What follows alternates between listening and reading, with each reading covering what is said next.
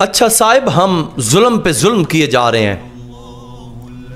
एक नौजवान था, उसका बाप फौत हो गया, हॉस्पिटल में है। वहाँ पर उसने कई माह तक उसका इलाज किया। जब फौत हुआ, अपने बाप की मैयत लेकर आ रहा है। उसका ताया, उसका चाचा उसके कान के साथ अपना मुंह लगाता है, कहता है बेटा हमारे दरवाजे पे हमारी बरादरी आ रही है, अब बता उनके लिए क्या करना है। अगर उनकी अच्छी खासी आओ भगत नहीं कर सकता तो हमें बता। हमने अपनी नाक नहीं कटवानी, हमने अपनी बेइज्जती नहीं करवानी। अब बेटा अपने बाप की बीमारी से लड़ता रहा, जितनी जमा पूंजी थी उस पर लगा दी, लोगों से उधार उठा के उस पर लगा दिया। अब बाप फौत हो चुका है। बाप के फौत होने के बाद अब उसको दूसरा गम ये है कि अब मैंने मेहमानों के लिए इंतज़ाम कैसे करना है, मैंने अपने मेहमानों के लिए तमाम कैसे करना है। अगर उस बेचारे ने कह दिया कि दाल बना लें, कोई सब्जी बना लें, तो वो कहते हैं कि बेटा हमने फलां रिश्तेदार के घर में जाके गोश्त खाया था, वहां पे तो बिरयानियां बनी थी, वहां पे ये चीजें पकी थी, अगर तुमने ये दाल या कोई ऐसी चीज बना दी तुम्हारी नाक कट जाएगी। हम किस तरह लोगों के साथ बात करेंगे? फिर होता भी यही है, अगर किसी ने ऐसा मामला कर दिया, लोग इकट्ठे अपनी महफिलों में बैठते हैं तो उसका तबसरा छेड़ देते हैं कि बाप इतनी दौलत छोड़ के गया, बाप इतनी जमीन छोड़ के गया, बाप का पैसा ये खा रहा है लेकिन बाप की फौतगी पे इसने ये खर्चा नहीं किया। मेरे भाई क्या फर्ज है गोश्त बनाना? क्या फर्ज है तुम्हें खिलाना?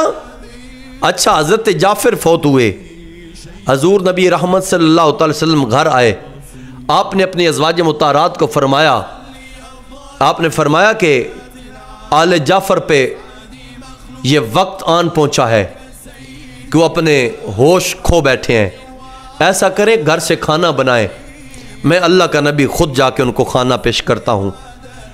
अच्छा, में इस्लाम ने जो पैगाम दिया है, इस्लाम जो हमें कहता है कि फौतगी वाले घर में खाना खुद उनको खिलाओ, जाके अपने घर से बना के उनको दो। लेकिन हम करते क्या हैं, जिस घर में मर्ग हो जाए हम 1-2 दिन नहीं, 10 दिन नहीं, 40-40 दिन जहां फौतगी हो वहां पर जाके बैठ के खाते हैं। हमारी माएँ बहनें घर में होंगी, हमारे बुजुर्ग भाई बाहर बैठे होंगे जहां पर मर्द आ रहे हैं, सारा दिन बैठ के वहां पर गप्पे लगाएंगे, सारा दिन बैठ के वहां पे सिगरेट पिएंगे, सारा दिन बैठ के वहां पर सियासत की बातें करेंगे, सारा दिन बैठ के वहां पर पता नहीं क्या क्या बात करेंगे, दोपहर को खाना खाएंगे, शाम को आते वक्त वो देख रहे होंगे क्या दिन का बचा हुआ तो नहीं पड़ा, वो पूछेंगे क्या दिन का खाना बचा हुआ तो नहीं। पूछ हम इसलिए रहे हैं कि खराब ना हो जाए, हम ले जाते हैं, चलो घर जाके हमें बनाना ना पड़ेगा। कितना साहेब हम अपने भाइयों पे जुल्म कर रहे हैं, कितना हम अपने आप पे जुल्म कर रहे हैं। एक तो उसका बाप फौत हो गया, फिर एक तो वो उसको मुसीबत, दूसरा लोगों से उधार मांग मांग के वो खर्चे कर रहा है, बाकी मामलात कर रहा है।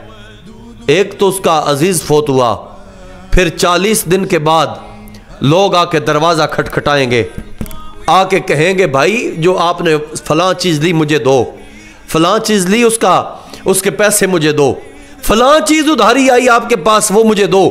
उस बेचारे को खबर तक नहीं होती कहां से क्या सामान आया, कहां से क्या सामान आया। अच्छा, जिसका बाप फौत हो जाए क्या उसको पता होता है कि मैंने अभी किस टेंट वाले को ऑर्डर देने के टेंट लगा जाए? उसको पता होता है किस कसाई को मैंने कहने के आकर गोश्त हमें बना कर दे?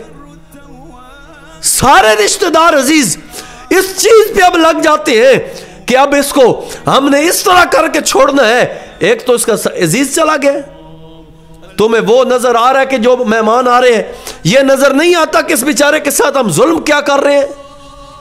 कल क़यामत वाले दिन पूछा जाएगा उन लोगों से कि तुमने जुल्म क्या किया, तुमने इनके साथ कैसा सलूक किया था। अच्छा, हमारे माशरे में एक रिवाज है,